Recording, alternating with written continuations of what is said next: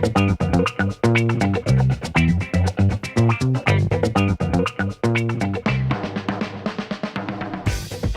and welcome to another episode of What the Hell Do You Do? The series where we investigate the unique and interesting ways people make a living. Today, we're not in our studio, we're not in someone's office, we're not even in someone's home. We are in a very different environment. Today, we're with Tess Cheung. What the hell do you do? So I bartend and manage this space here, Nuit Social. Can you go back a little bit and tell us how you got started, not even just bartending, but in the restaurant industry? Basically, it's in my blood. My parents have owned 2 restaurants now. Started when I was about this big, doing things like cash for takeouts and answering phones and packing orders. And then slowly kind of worked my way up as I grew older, moved on to different restaurants, hosting, kind of doing a little bit of everything in the industry. I've worked in cafes for about 5+ years through university, which kind of helped me get into bartending. And when I moved to the city just over 5 years ago, I was really lucky to get a job at Lee, Suser Lee's restaurant. Was their barista, kind of bar back, and eventually 2 months later became a bartender and learned everything from the basics to high volume, high-end service, and it led me here. Were you always interested in like alcohol or spirits or making drinks, or was it being in that environment that just like inspired that interest? I think I always wanted to be a bartender. I was always intrigued. Even in university, I was the girl with alcohol on my bookshelves instead of books, always planning the pre-drinks and making drinks for everyone without realizing that that's kind of what I wanted to progress to. Yeah. Working in cafes really helped, just because that same sort of making drinks, remembering recipes, being able to do things quickly and efficiently and making things look nice. So when you were kind of nearing your end at Lee, what were you thinking at that point? Did you want to go into like another like very established restaurant? Did you want to go to something like a bit smaller? What was your thought process? So basically I moved on from Lee after about 1.5 years. I wanted to push myself and grow, learn more about cocktails. I ended up in the financial district, kind of the opposite of what I wanted. But it happens, yeah. I got to do beer service, wine. I had weekends free. It was great for a little bit. Yeah. And I've kind of jumped around the city from a place like Valdez. I worked for a couple of months. Then I served at Bent, another of Suser Lee's restaurants. And then this came along. It was word through the grapevine that one of the people in my condo building bought a restaurant on Queen Street West, right near the Drake. I was like, oh my God, I need to get a job here. And this is when I wasn't really working at all and was kind of like, what do I want to do for my next move? And I was already friends with Janelle and Tino, the owners of the restaurant. And so I just kept pushing at Janelle, being like, when's it opening? What's happening? Tell me more.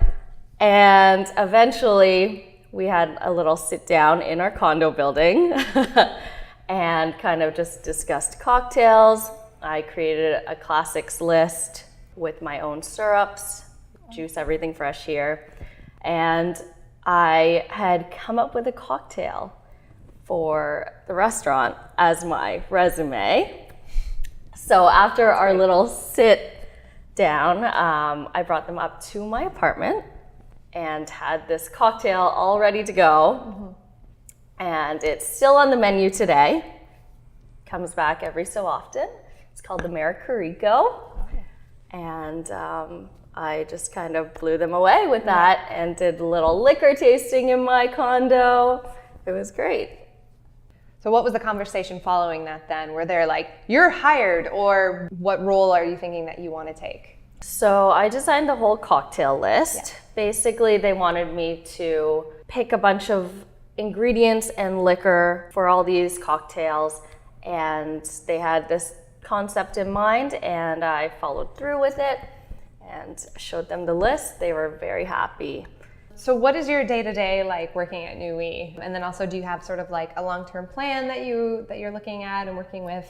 What's your approach? Yeah, so basically when I first started here, I was just running the bar, head bartender, designing the drinks.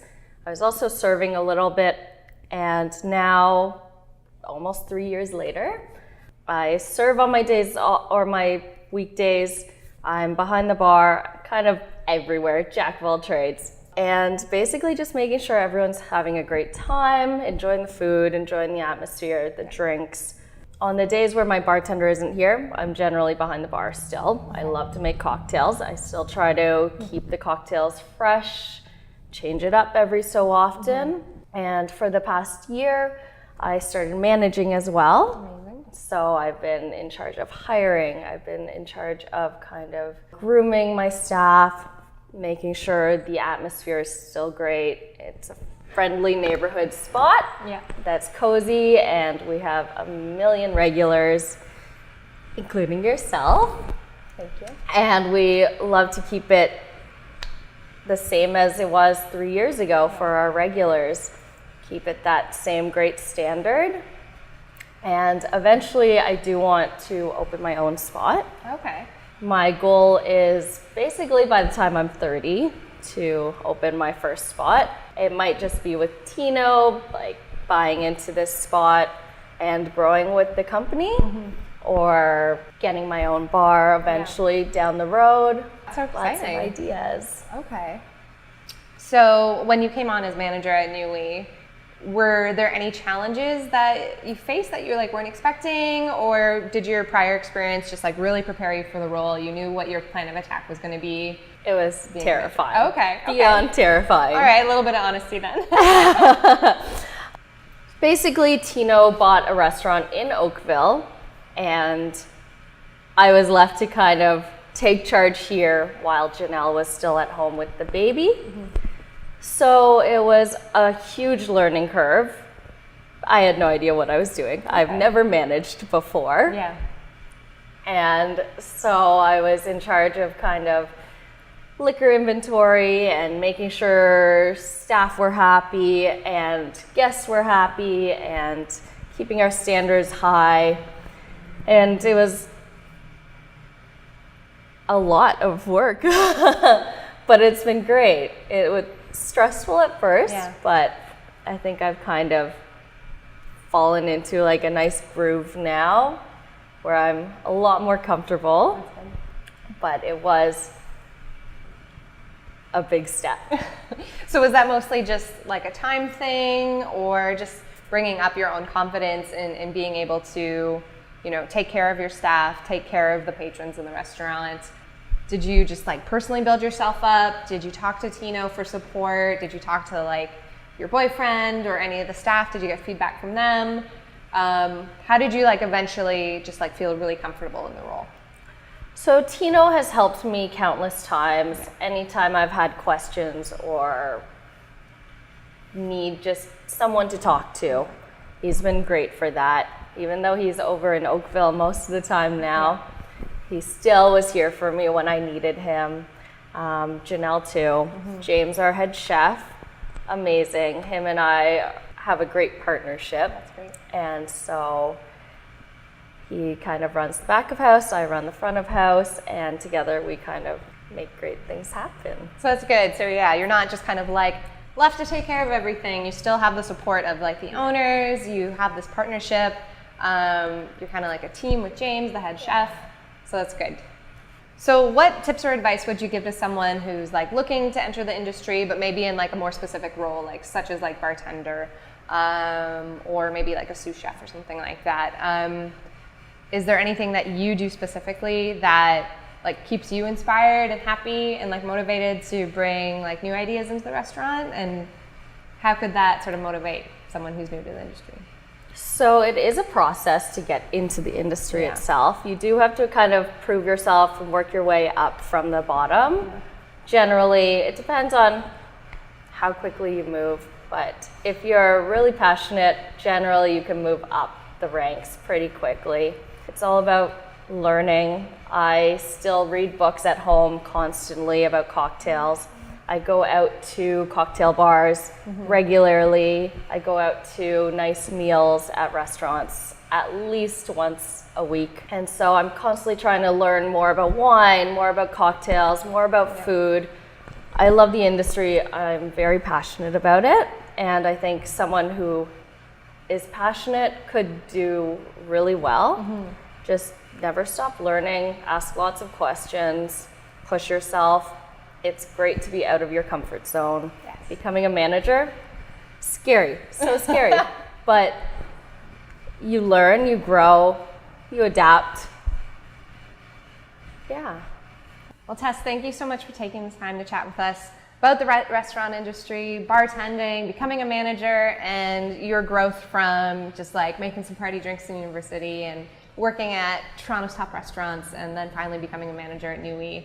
Are there any final things that you'd like to share? Any specific resources or any favorite spots that you like to check out?